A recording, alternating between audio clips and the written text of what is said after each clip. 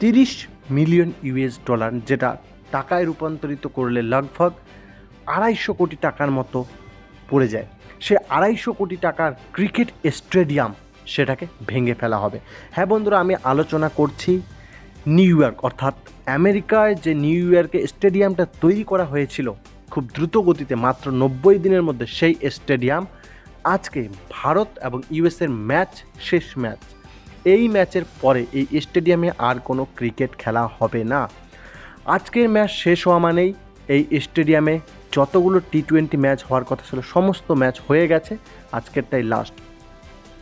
এই 30 million US dollar দিয়ে যে তৈরি করা ক্রিকেট স্টেডিয়ামটা, যেটা তৈরি করতে আমেরিকার সময় লেগেছিল 90 থেকে 100 দিনের মধ্যে, আর এই 90 থেকে 100 দিনের মধ্যে শুধুমাত্র স্টিল দিয়ে তৈরি এই স্টেডিয়ামের গ্যালারি এবং যে পিচ এবং মাঠের যে ঘাসগুলো তৈরি করা হয়েছে সমস্ত কিছু বাইরে থেকে অ্যাডপ্ট করা।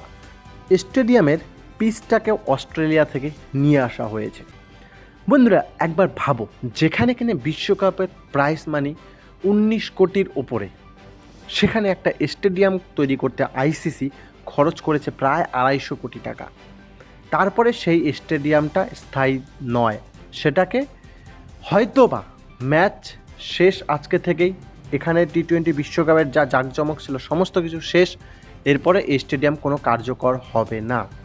কারণ ইউএসএ এখনও অত বড় একটা ক্রিকেট খেলোয়াড় দেশ হয়ে ওঠেনি। তো মনে করা হচ্ছে এই হয়তোবা বিশ্বকাপ ফাইনাল পর্যন্ত স্টেডিয়ামটা থাকবে, কিংবা তার আগেই তারা ভাঙা শুরু করে দিতে পারে।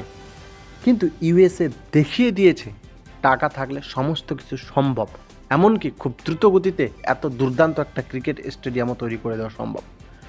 বন্ধুরা তোমাদের মতামত অবশ্যই জানাবে। এত সুন্দর একটা ক্রিকেট স্টেডিয়াম তৈরি করেছিল, সেটার ভ্যালিডিটি আজকেই শেষ হতে চলছে ইন্ডিয়া ইউএসএর ম্যাচের দ্বারা।